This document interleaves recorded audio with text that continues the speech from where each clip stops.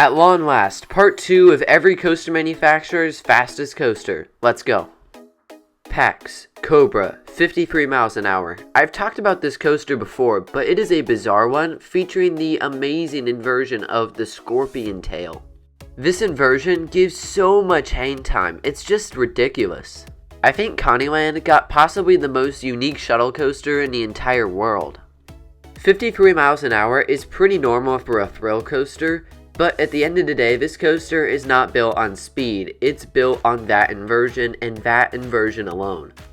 Credit to PAX for making such an interesting ride. For Pinfari, I could not find what their fastest coaster was, so if any of you know what the fastest coaster by Pinfari is, I'd love to know in the comments. Premier rides, Speed the Ride, Mr. Freeze Reverse Blast, and Full Throttle, 70 miles an hour.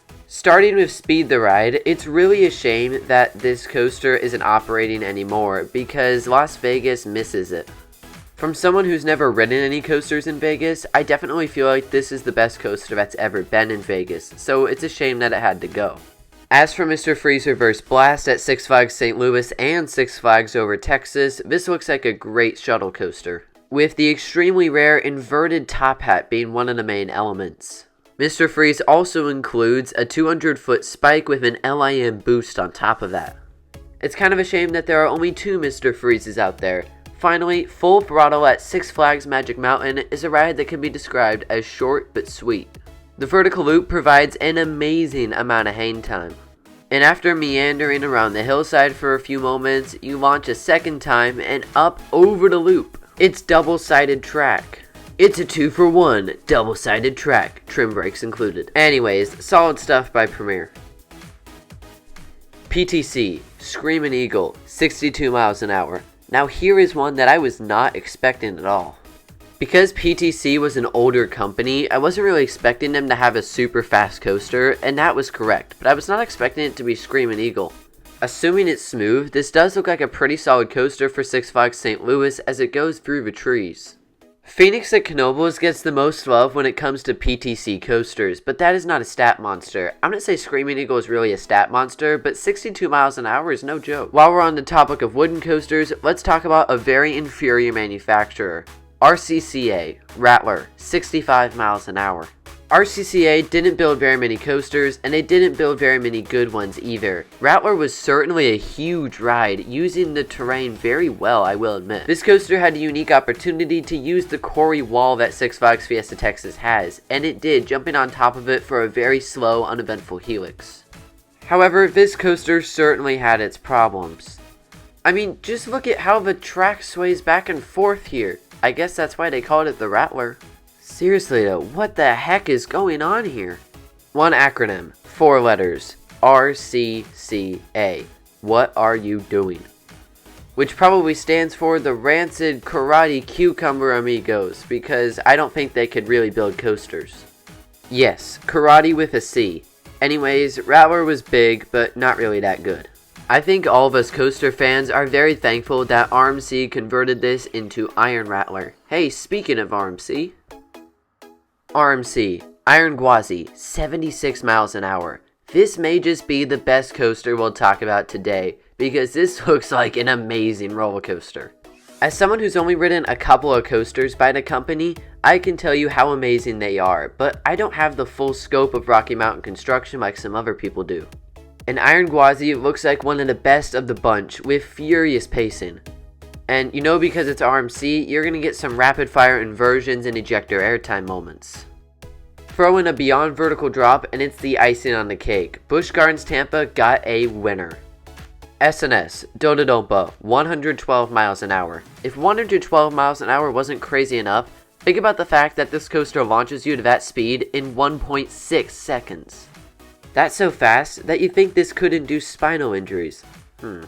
Unfortunately, the rest of the ride is kinda a whole lot of nothing outside of some big turns and a gigantic vertical loop.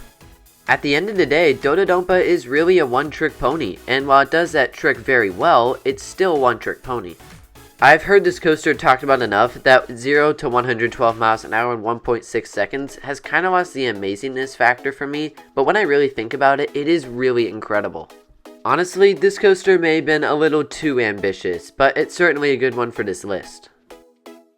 Like Pinfari, I'm not quite sure what SBFE's fastest coaster is, but because of the coasters they build, you can bet that it's not going to be very fast. Like Pinfari, if you know what SBFE's fastest coaster is, I'd love to hear about it in the comments, but I just know it's not going to be a particularly fast one. That I can guess, given my limited knowledge of the company. Schwarzkopf, Shockwave, Mindbender, and Greased Lightning, 60 miles an hour. Schwarzkopf built a lot of looping coasters, but none of them were really super fast, except for these ones. Shockwave has a set of back-to-back loops, which seems to be very intense. As for Mindbender at Galaxyland, we actually just got news that this coaster will be closing forever, which is a shame because this looks like one of the most intense coasters in the world. But it's had some unfortunate things happen in its past, and it takes up a lot of Galaxyland's space, so I don't really discredit them for making this move, but it's still kind of a shame. As for Greased Lightning, this was a shuttle coaster at Six Flags Astroworld, and when the park shut down, so did this coaster. Though it is worth noting that this coaster did get moved to Joyland Amusement Park. I've only ridden one of these Schwarzkopf shuttle loops because they're pretty rare nowadays, but they're a fun ride. On another note, I'm going to be very interested to see what Knott's Berry Farm is going to do to their shuttle loop, Montezuma's Revenge. That is indeed the one I've been on, by the way. Regardless, those are Schwarzkopf's fastest coasters. Skyline, Harley Quinn, 35 miles an hour. For a coaster that sucked so much, it only went 35 miles an hour and yet induced tons of pain to riders. From people who actually got to ride it in its whole 2 years of operation, this was said to be one of the roughest coasters out there, and it didn't even go 40 miles an hour. Skyline, please get better, because this just isn't cool. Togo, Bandit, 68 miles an hour. It's no surprise that a Japanese company's fastest coaster is located in Japan, and this looks like a very interesting terrain coaster. From what I can tell, there aren't a whole lot of airtime moments, but it's a long ride rising up and down the mountainside.